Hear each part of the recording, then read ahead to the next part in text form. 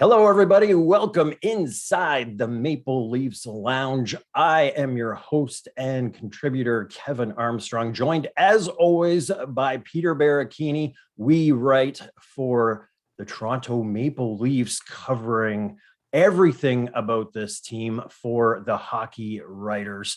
Peter also writes a lot on the draft, as we have talked about a few times on this show. How you doing, Peter? Doing great. Dog days of August, training camps rolling around. I honestly, I just can't wait. Even though it just seems like the playoffs ended last month, I just can't wait to get some hockey back. Yeah, we are definitely in the dog days right now. I saw a tweet, and we'll talk social media later, but I saw a tweet that just said, "Can somebody get traded?" Like just to give us something to talk about. But Yeah.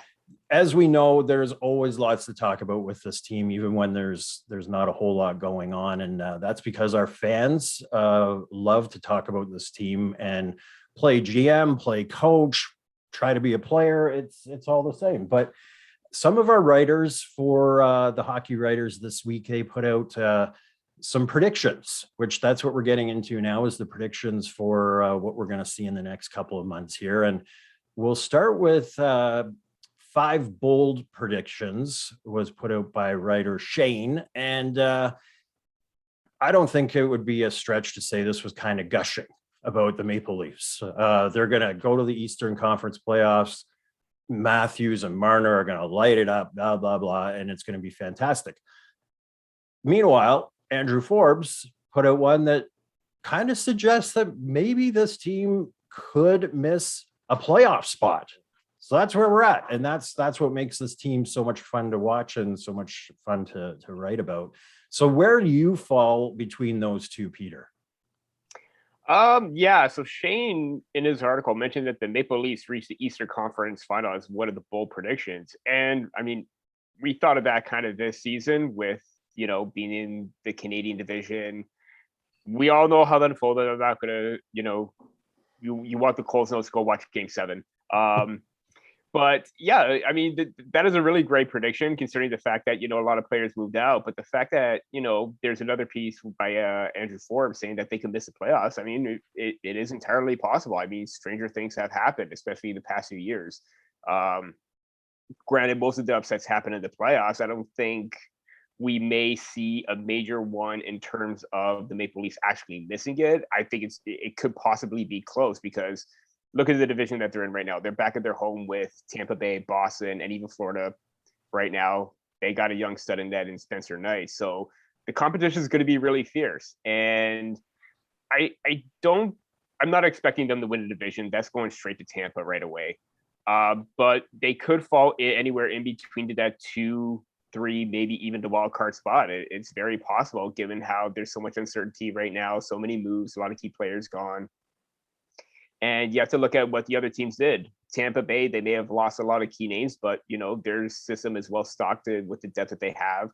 Boston brought in Nick Foligno. I hope it's not the Nick Foligno with the Columbus Blue Jackets that torched Toronto, but hey, maybe it does happen. I don't know. Taylor Hall had a really good stint with the Bruins. He signed, but you know what? They don't have Tuukka Rask. They lost Jeremy Lozon, a promising defender, to the Seattle Kraken in the expansion. So there are some question marks with them, just like there are question marks with the Maple Leafs. And if you want to throw in Tampa Bay right there, 3 of the top teams in that division, you got some what ifs. And I'm not saying that one of them is going to miss the playoffs, but it is possible that if it is a team, it can be Toronto, given, especially if they have some of the, the mentality that a lot is going to be riding on them this season based on what happened. It could weigh on them and it could impact them tremendously. Yeah, this one's tough to figure out. And there was a John Tavares interview this week, and he talked about that he loved what Austin Matthews said, that Austin has said he truly believes we're going to get this done and win the Stanley Cup. Yeah. And people react differently to those things, but I don't want to hear anybody on any team not think they're going to win at all. Like that's what you're supposed to be doing every time. So I think the saving grace on this one for this division, although this division sounds stacked when we talk about Tampa and Toronto and Boston and Florida, but there's also the Red Wings, there's the Sabres, there's the Senators, so there's some top end teams and some bottom end teams. I think a positive for Toronto, if there's any carryover, is it seemed in 2019 season when they were against a team like Tampa or one of these higher end teams, it really brought out the best in them and they played a lot better. Against weaker teams, they didn't always show up. So maybe having the competition with Boston and Tampa and Florida back again, and also going around the league and playing, the Washingtons and Pittsburghs and those teams now will keep this team a little bit more in tune and in check for once it rolls around to playoffs. But there definitely is two ways the season can go, and I think that is evident when you see what's on the hockey writers. It's this could be a disaster or it could be great. There's not a whole lot of middle ground. Because in Leaf land right now, it's like we have to get past the second round. Forget the first round. Everyone expected this team to be in the third round, at least past the first round, just to keep people somewhat okay. Grounded, yeah. But anything lower than that, and this is a disaster. And that's where this team is at right now. So it's a tough one to be in. Absolutely. So we hope that you're following us on all of our social media channels, The Hockey Writers, and make sure you like and subscribe to this YouTube channel. We're always looking for feedback and some comments and questions, and we're going to get to some of those a little bit later on in the show. Now, Peter, you had a story out this week about 4 players to turn heads. So tell us a little bit about that.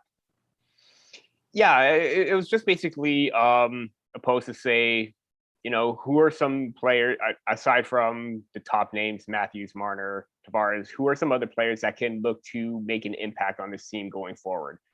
And obviously, most of them were, one of them was a new addition. Most of them were, or two, half and half were new.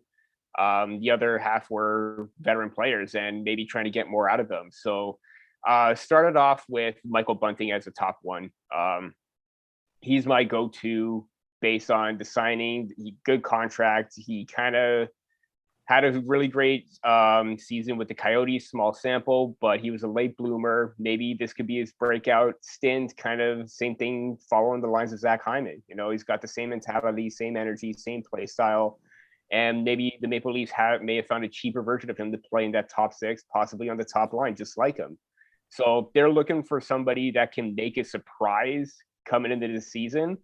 I think you have to look no further than with Michael Bunting right now. I think when you're talking about these types of players, and he's one of them, I've been trying to craft up a story in my head on how this would work. But basically, one of the most coveted positions in hockey is open right now, and that is playing on the line with Matthews and Marner. Hey, the last guy that did it got a gigantic pay raise after. I don't know where he's going to go. We wish Zach Hyman all the best if he's going to hold those types of numbers, probably with playing with Connor and others. But this is a huge, huge opportunity as we see all these guys like the Joe Thorntons of the world talk about these players being generational type players. That's a huge opportunity for somebody in that training camp to earn a position on that top line. Even the second line, like that's no slouch either with Tavares and Nylander. No, definitely. And you got to look down the lineup too. You got Nick Ritchie battling for that spot, possibly. Is a young rookie like Nick Robertson going to come in and try and take a spot? Probably unlikely, but that could go either way. If he has a good camp, he's on the roster. If not, time in the AHL wouldn't hurt as well. But then you also have to look at like the depth players. Ilya Mikheyev, can he possibly find his footing and maybe surprise everybody and move up into that top 6 role? I know during the return to play last year when they had an exhibition game against Montreal, Mikheyev looked really good on that line with Tavares and Marner before, things didn't quite work out in the series against Columbus. So hopefully he can turn his season around, maybe improve on his shot, because I know that laceration may still be a hindrance or maybe affecting his play a bit. But he's another interesting player that I'm hoping that can have a really great breakout season, because he looked really great before that injury in his rookie year. So if he can find a way to maybe even challenge for that top 6 role, that would probably be one of the most biggest surprises coming out of camp and heading into the season. I like Ilya, and we, we're hockey nuts on this channel. All of us that write for the Hockey Writers really are, and his numbers looked terrible last year, but that did not reflect his play on the ice. Mm-hmm. Like, he was a solid, fast player. He had a lot of shots. Well, not a lot of shots, but he had a lot of opportunities where he made the defense kind of get on their heels a little bit. And it's to take paraphrase something that Keith said is, it's millimeters when you're talking about that shot, and it can deflect off one guy, off another guy, off the post, whatever, and it's in or out. And the problem is that it's only the ones that go in that show up on the stat sheet. But I think Mikheyev was way better than what the stats show from last year. Yeah. And that's the kind of thing too. I mean, production did take a dip considering his role. I mean, he had the same role. It's just the production wasn't there. Like you said, he had the chances. When things were about to go his way, especially on a breakaway, and the goalie stops at point blank, especially on the penalty kill, he could have had at least 5 or 6 shorthanded goals a season. I mean, he's got the speed to break away from them, like you mentioned. And I honestly think it was just a case of the sophomore slump mixed with bad puck luck with him this year. And if now that he's got his second year under his belt, he's going into his third right now, may seem a little bit more comfortable and more calm on the North American surface, because we've seen what he can do. I mean, there's no doubt about that. If he could just like try and piece it together, he got something promising. Just eat more soup, Ilya, as he told us all in his rookie season. This is the Hockey Writers Show, the Maple Leafs Lounge. We hope you are enjoying. Make sure that you like and subscribe. Follow us on your favorite podcast network as well. And there are several other shows brought to you by the Hockey Writers. There's the Grind Line over with the Wings. There's the Blackhawk Banter. There's the Saber Scoop. There's a lot of shows. And that's because, as I said, it's all hockey nuts here at the Hockey Writers. Speaking of nuts, that would be Alex Hobson. Alex Hobson's nuts. Usually he's with us, but he's a busy guy. He's busy this weekend. So we're going to talk about his story anyway, because he put out a story on the Maple Leafs 5 best value. I'm going to say that again, value contracts heading into this season. And right at the top of the list was William Nylander. That is going to catch a lot of people. I've always, not at the beginning, but I knew that this was going to be one of these contracts. Being out in the Edmonton area, this reminded me of Leon Draisaitl when he signed for $8 million. And it was like, oh my, what? Are you kidding? And now that's like a huge bargain.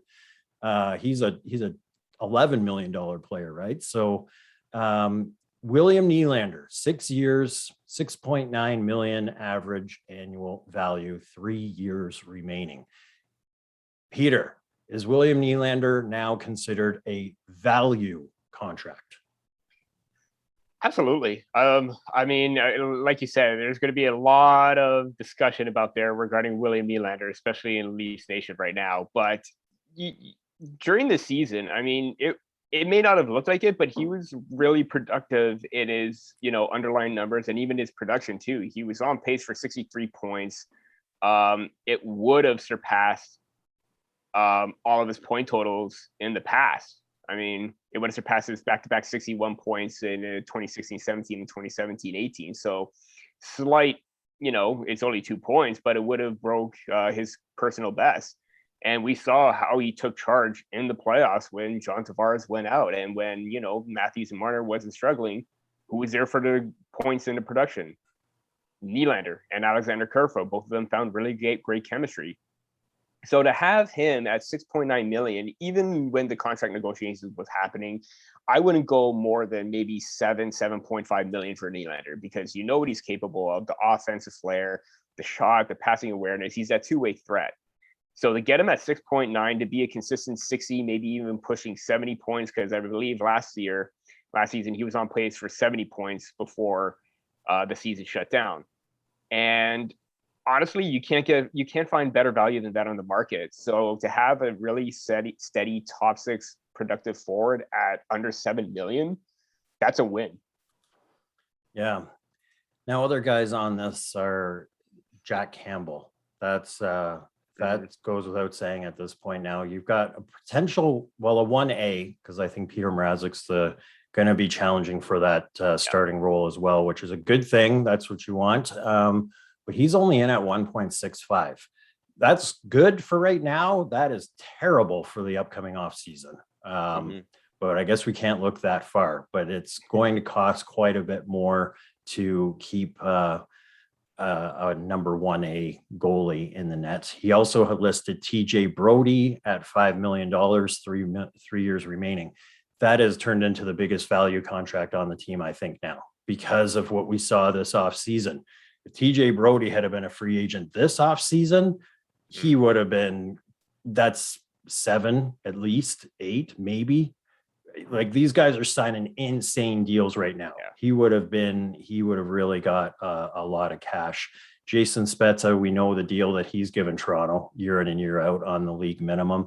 And then Justin Hall. So Justin Hall, $2 million as one of your shutdown defensemen. So they definitely have a lot of value in that back end. But how does that set this team up for the next off season, when they're already so strapped for cash? Yeah, it's going to be difficult, especially now. Well, some of those players are signed to, TJ Brody signed for another 3 years. Jason Spezza, you could probably always re-sign to another 1-year deal. You got Justin Hall at another 2. I think the big tipping point is going to be Jack Campbell. You got to try and sign him. And I think with the Maple Leafs, that they're probably going to use as leverage is, I think they're going to use that small sample to their advantage. Yeah, you had a really great season where you broke Carey Price's record of consecutive wins, solid numbers and everything, but we want to see more. And I think if they want to get an extension right now, it's similar to the Morgan Riley, a decision has to be made right now, so that way it doesn't hurt you down the line. And with Jack Campbell right now, I think even maybe Jack Campbell, I think he would probably take a bit of a decrease in pay to stick with this team. We saw how much, after the gains and wins, we saw his, connection with Mitch Marner and how they were always like chummy at the end, smiling and everything like that. Same with Austin Matthews. So I know what we say Frederik Andersen meant a great deal to this team, but I think Jack Campbell now is at that level of Frederik Andersen, where, he's the heart and soul. He's the backbone with being the number 1 in the nets. So if you do try to, if there is a big question mark, and I think he even said this multiple times too, Jack Campbell is going to be that one where the dollar value may be up in the air. It all depends on how Duba sees it, how Campbell sees it. They could find some common ground. I hope that they could do that because, Jack Campbell really solidified a spot. And hopefully that continues, because as you did say, last season was a strange one when it comes to trying to judge these goalies and just how great they are, and can they do a 55 game schedule on their back. So this is the Hockey Writers, and as we have promised on this show, we look at all the comments and articles, because it's usually love, and even when it's a little bit of the other stuff, we say, okay, that's all right too. But this one, I always write up a story that kind of recaps what we talked about on the show, in case people don't have time to check out the show or listen in. And this guy, he really wrote out this. He didn't put in his name other than Digger, but he's not over Mitch Marner and his disappointment with Mitch Marner. And he wants to know why we're not talking about that. And I guess that kind of shows that on this show, we've talked about those things and we've come to a conclusion and we've moved on, but not everyone sees every show. So I'll just kind of give you the the brass tacks of what he says here, but does everyone know that Mitch Marner has played 18 consecutive playoff or playoff qualifying games without scoring a single goal? I, for one, can't get my head around that. But if you watch him on almost every shift, he will cross the blue line, skate in the circle, and then peel off away from the net and traffic and skate toward the boards and up toward the blue line and try to make the impossible pass through traffic to Matthews. He just loves to make the pretty pass that he may be successful on every 1 in 7 attempts. When he is successful, we'll hear the TV analysts gush about how extraordinary a play he made, but nothing about the 6 failed attempts. This guy almost never drives the net. He says, trade Marner while his stock is high. 18 consecutive playoff games with exclamation marks. So we should talk about that because, like we have said, we've talked about it before, but this isn't going to be put to bed. And I don't think it's going to be put to bed even going into training camp. We've heard it repeated several times. This is the core 4, this is staying, da, da, da, da, da. But should it be? It really doesn't matter what happens in this regular season. This is going to be one of the worst regular seasons to watch because all we're waiting for is the playoffs. But should Mitch Marner just be a solid on this team, or should they be shopping him? Yeah, I mean, everyone was talking about Mitch Marner when Andrei Svechnikov signed his contract with the Carolina Hurricanes, and anytime a big name forward signs it, Mitch Marner's trending. So, yeah, it's kind of comical at this point, but at the same time, I can understand where he's coming from. I mean, the only reason why you would trade Mitch Marner is if there is a big blockbuster deal that is, to quote The Godfather, it's an offer that you can't refuse.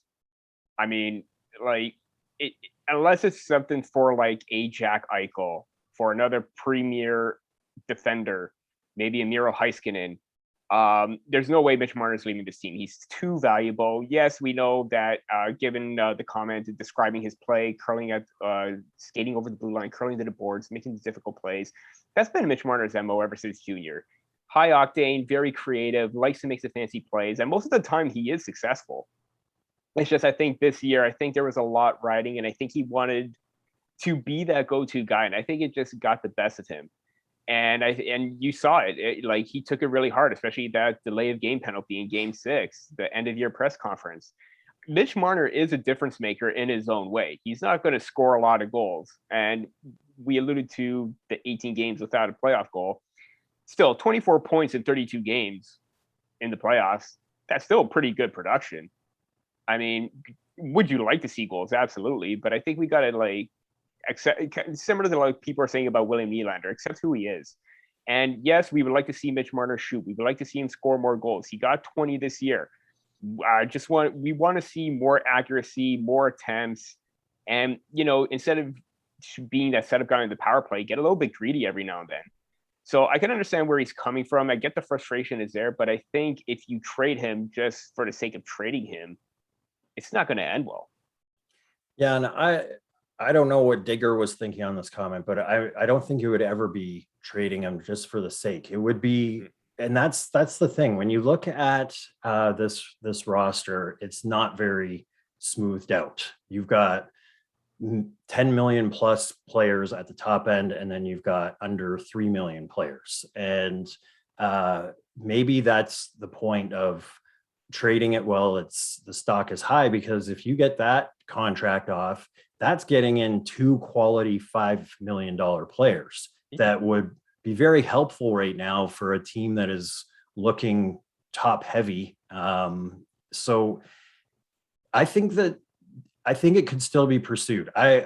This is going to be one of those ones where we're going to watch 20 years from now when Netflix has The Last Dance Maple Leafs edition. And there's going to be some kind of talk of like, Mitch Marner was almost traded to blank for blank blank. And I took that personally. And he took that personally. Exactly. So we'll see. It was just a clear reminder to me when I read that comment, and thank you very much for taking the time to leave the comment and put your thoughts out here. But it's just a real reminder that a lot of people in Leaf Nation are not over what happened. And this is going to be a very interesting start to the season, because just how much patience does Leaf Nation have for this team after such a disappointment? Let's do our social media roundup. As we said, talked about it off the top. I really like that one because a trade would be very nice to talk about right now. But that kind of, it shows just how the fan base is right now, that we're kind of waiting for something to happen right now. And we can't. We're just waiting for them to show up at camp, really. So I'll just say, this is, we don't have the technology to show the video, but I would head on over to the Leafs Twitter or Instagram or Carlton the Bear and go to him doing the milk crate challenge. Oh God. It's fantastic. So head on over and check out Carlton the Bear doing the milk crate challenge, because that one's nuts. I saw that a few weeks ago. That looks painful. I have no desire to even try the milk crate challenge, but Carlton gave it a whirl. So anyway, Peter, what did you see? I saw a joke that Canada wouldn't be able to do the milk crate challenge because all of our milk comes in bags. So I saw that, but that's not my social media roundup though. This one comes from Joseph Zita. He's a writer at TLN.com, and he posted a video from Curtis Gabriel's, I believe it is his Instagram, and he commented, Curtis Gabriel finished up at the Ford Performance Center today and says he has a grappling sparring partner in Wayne Simmons and went at it today. And he showed like a little mark with the grappling and sparring and, trying to get prepped up for the season. Seeing that video and seeing him and Wayne Simmons as a, sparring and grappling partner, it just reminds me of the Bash Brothers from the Mighty Ducks. I'm hoping that those two, if they see a lot of ice time, they're going to be the Leafs version of the Bash Brothers, because, man, I wouldn't want to go toe-to-toe against them. So, and we saw Wayne Simmons fight. We've seen clips of Curtis Gabriel fight in the past. So the Maple Leafs shouldn't be pushed around too much. Yeah, I've started following Curtis's Instagram, and he posts a lot of stuff, because also in that same one, he went up because it was his cheat day after he was talking about how much he worked out, and he showed us his cheat meal, lots of cake and fish and chips, and he's going to be a character to watch, and I think we know he can fight. What we need though is more than just that, because that's going to be a hard thing to keep a guy on the bench and dressed just so he can go in and throw the knuckles. So definitely, we'll see. Ontario boy playing, and if you look on his Instagram, he played one of his first pictures playing hockey. He's wearing a Toronto Maple Leafs jersey in goalie gear. He said how it started.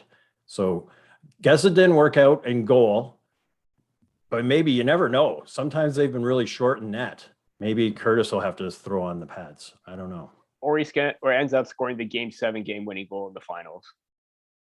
Wouldn't that be something? Absolutely. Yes. One that I saw, and it kind of goes to how everyone's waiting again, but there's a really funny Twitter account, and it's fake Oilers GM. So he's just listed as Ken Holland, but it's the fake one. It has thousands of followers. Pretty funny guy. Can we just start the 2021-22 season tonight? Mike Smith and Duncan Keith aren't getting any younger. I mean, it is true. I mean, it again just goes to how everyone's just waiting for the season to start. Come on. Mm-hmm. Yeah, but you could say that for the Leafs too. With Spezza, it'd probably be nice to get him going again here. Oh yeah, he's an ageless wonder at this point, but get him on ice.